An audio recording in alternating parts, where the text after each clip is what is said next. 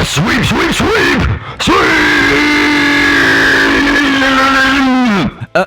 Oh. Well, okay. Hello again, YouTube! This is Dr. Kendo, and we're here with another Scribblenauts Unlimited Object Editor commentary episode. Yes, my voice is a little bit better. I'm still a little bit sick from last week. Honestly, this has been going on for almost 3 weeks now.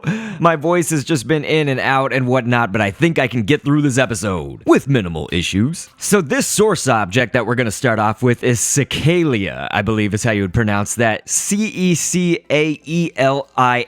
So after you type that in, you can see it's almost like this. If Medusa didn't have all the snakes for hair, it would kind of be like that. I don't know, it's like a Naga type being. Alright, so let's go ahead and start putting on our first stamps here.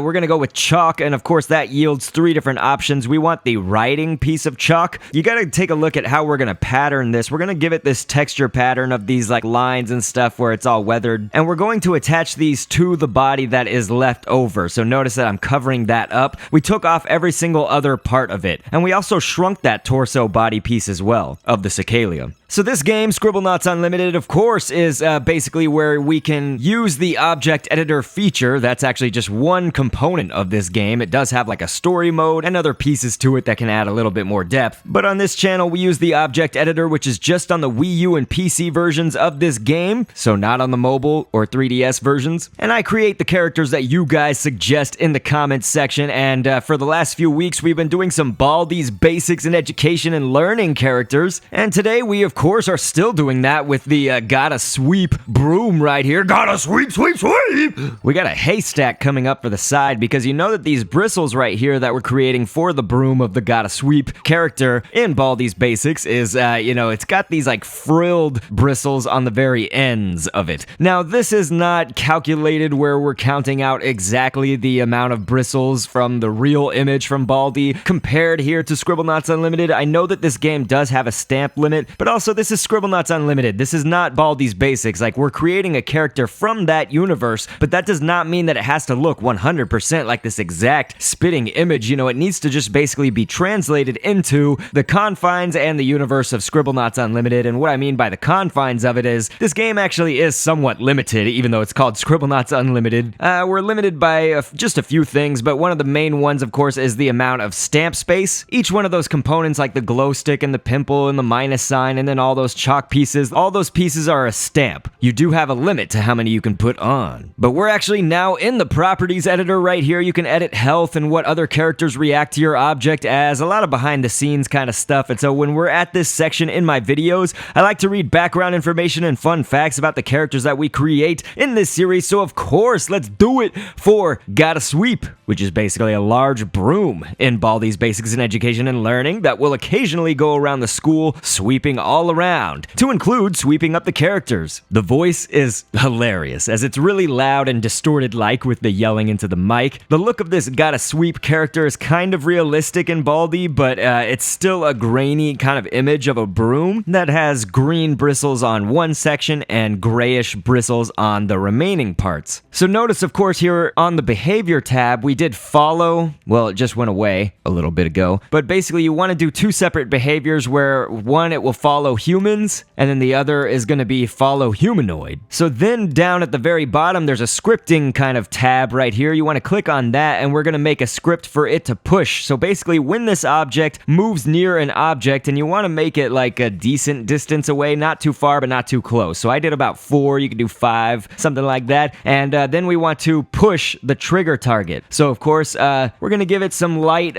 push strength on vertical, only about 1, but then the push strength of horizontal, we can do 4 or 5 there as well. And I'm also going to set it to where basically when this object sees an object, it's also going to push. So that'll be for the trigger target, of course. Oops, I did not mean to click that. So yes, make sure that it is repeatable for both of these scripts. So then, of course, push the trigger target. We won't do any vertical pushing right there. We'll just do a little bit. So this basically is going to help us, I think, with the push mechanic. Now, you saw this this when we did the principal, of course. That was the last episode in this series, was we had the principal and playtime. And so here you can see my Baldi creation, and it's actually being pushed away by the broom. Gotta sweep! And the principal, oddly enough, will push. Oh my gosh, I'm getting pushed. Everything's getting pushed out of the way. Look at the principal getting pushed! They're gonna be pushing each other. This is insane. Okay, so there's actually, you can now see on screen my Team Skull grunts. This was from almost 2 years ago that I created those characters from Pokemon Sun and Moon, of course. But let's see if the broom will go all the way, and Gotta Sweep will push them too, because it's pushing Baldi all around. Now, the thing is that you see that little flag, meaning, of course, it's gonna follow. That was what I wanted. I wanted it to basically be close to the people. We want the broom to, there it goes, it's gonna push the Team Skull members. But yeah, the follow mechanic is basically so that it will move towards the characters and it can push them. So, of course, with Baldi, the main thing is that it's very difficult for this, I guess, broom to push something that is stationary, if that's the only unit kind of on the board here, on the map, on the level, I guess. So we want the Baldi to move a little bit so that the broom will push it, because the script only works when there's like movement involved. Although right there, okay, there. I was like, what is going on right now? So Baldi's being pushed around by the broom. This is epic, and so am I, Baldi Kendo, man. Yes, that's my avatar that I edited for this purpose. Look, I can't get by it. It's sweeping. All right, just to see this again, here's our Team Skull grunts. I'm now riding the broom, and it looks so incredibly awkward. It just looks wrong.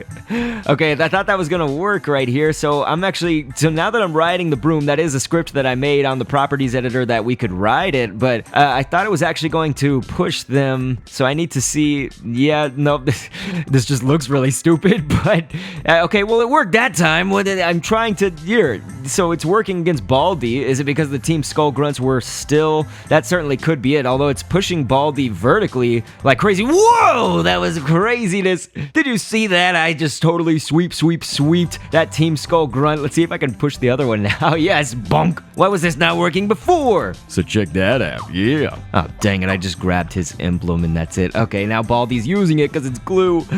Well, this was all a whole bunch of goofiness. I think we need to move on and test it with some other stuff, I think. Honestly, riding the Gotta Sweep broom right here is super amazing. We totally have to test this on an idea that I have, so let me check this out. Alright, so if I'm correct, we're gonna basically have like almost like a dominoes effect or whatever. I just did still man, just to have some kind of human or humanoid, but look at this, boom, boom, boom, Gotta Sweep! That's awesome. Oh wait, what in the world is this wall doing here? I totally forgot that was there. But anyway, let's go ahead and move on. You guys got to see a little bit of the sweepingness of that. Now, because we've been doing so many Baldi characters and whatnot, I thought that you guys should have something else that was highly requested in the last episode in the comments section. I'm going to start off with a teen as the source object, but by no means does your source object mean that that's what you intend the object to be. So I don't intend for this object to end up as a teen. For instance, you know, we started off with that Cicalia source object, but then ended up with like a broom. You know what I mean? So it's like, don't look too far into the source object, but rather find a source object that is going to fit your parameters.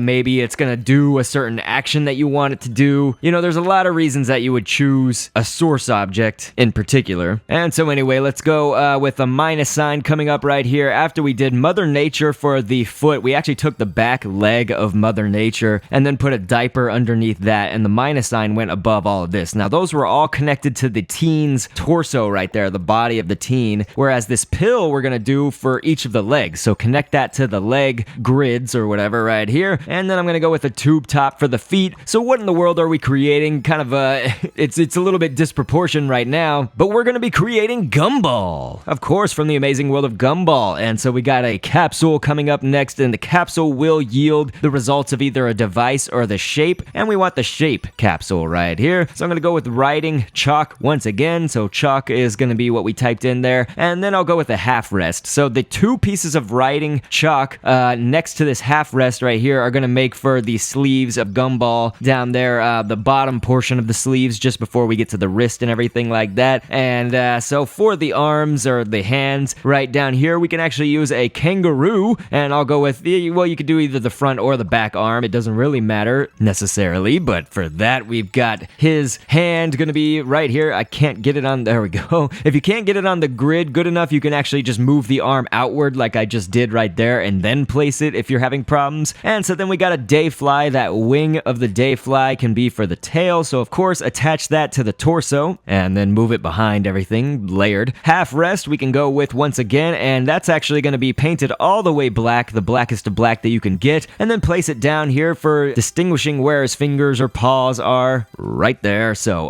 now I'm going to go with a cuttlefish. So the cuttlefish has these arm tentacle-like pieces down there next to its head, and so we're actually going to use the one that's all the way in the top left corner for that, and then I'm going to go with this shape from the geometry library in Scribblenauts Unlimited. But if you are in Scribblenauts Unmasked, you're going to need to type in the name of it, which is trapezium. So we got the trapezium down there beneath that cuttlefish piece, and actually that we only have one more stamp left, so I think that we're kind of good right here. Notice that this is just a body, so we need to actually create the head separately. This is something that I do a lot in this series, but with Baldi's characters, I haven't had to do it lately because they're not as complex of creations. So here we can actually, over the head, we can place down an alien's body piece or torso piece. As I explained to you guys, of course, in Scribblenauts Unlimited, to get around that stamp limitation, you notice that we had a whole bunch of stamps still needed to create his head here for Gumball, and so with that, we can make them separately and then attach the two, which I will show you in just a little while when we're finished with the head design. So I'm going to go with a kiwi after just using that female tooth fairy back arm piece. So the kiwi paint all the way white, and that'll be for the white of the eyes right here. We're going to give Gumball huge eyes, of course. Sometimes you can see Gumball. I mean, Gumball's really expressive, I feel, you know, in the show. It's like you can just even Google on Google Images and see a whole bunch of different facial expressions, of course, whereas, like, you know, to contrast it with Baldi's Basics characters, the Baldi's Basics in Education and Learning guys, they all pretty much are just one solid expression. They kind of just stay still like that. Cuttlefish, that same arm tentacle piece right there that we used earlier, can be actually for the start of the nose, snout area, as well as the little nose within that. And then notice that I put a kiwi down for the mouth, but then a hairy fish, and we take the fin that's kind of near the head on the side of the hairy fish to be the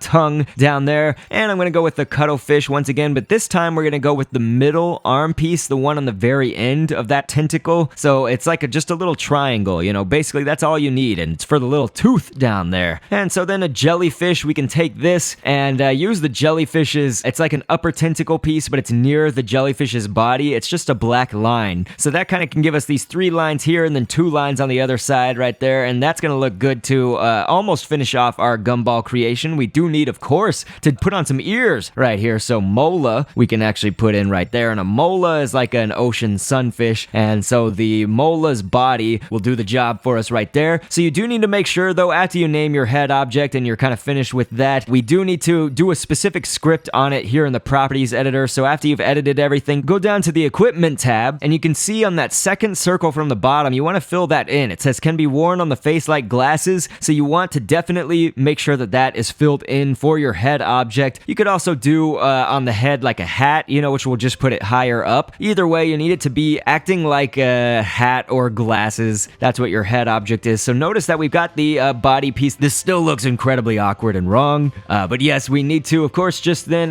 we'll grab the head object and give it to the body. Now that's actually mostly where I want it to be, but you notice that he's really like tall and slender, which is actually fine. I mean, Gumball is sort of designed that way, but it's a little bit too high up. You can see kind of where it relates to the arms and everything like that. So we are going to want to move probably that minus sign of the brown there on the clothing. We want to move that down a little bit, but then we also want to move the head down as well with that. So let's go ahead and of course just then edit the body object for Gumball here. And then if you look on the left side panel of buttons that you can use just for all your commands and things like that, on the top right of that, there's a little icon that will turn on these green grids. So then you can click on the grid where his head goes and actually just move that down, left, up, right, wherever you need it to move, basically. And so for our purposes, of course, we wanted that to be mostly just down. We didn't really need to move it left or right or anything like that, but here you go. So hopefully my voice is sounding a little bit better today. I did just want to cover one last thing as we're ending off right here. In the last episode where I created playtime, you know, I have enough integrity to say when I do something wrong or say something wrong. Most of the time when people complain, it's about something that's actually not wrong. But something that was unconfirmed, I did say, which was that playtime was voiced by Google Translate. That actually is not confirmed confirmed anymore. I actually got that from the official Wikia pages, and then I just tried to do some other research, and it seemed that some websites were confirming that, but then they took that information off, actually, and somebody told me in the comments that it was the creator of the game that actually voiced Playtime as well. So that was unconfirmed, and I don't want to be the one to spread fake news or anything like that. But anyway, if you like this video, please subscribe. I upload every Sunday, so we'll be back next Sunday, and I'll catch you guys on the next vid, and thanks for viewing. Down the road of twists and turns, always anxious to see what's within. We can look ahead to the point of no return, to the rest of our lives as a spectacle begins. I've been down the road of twists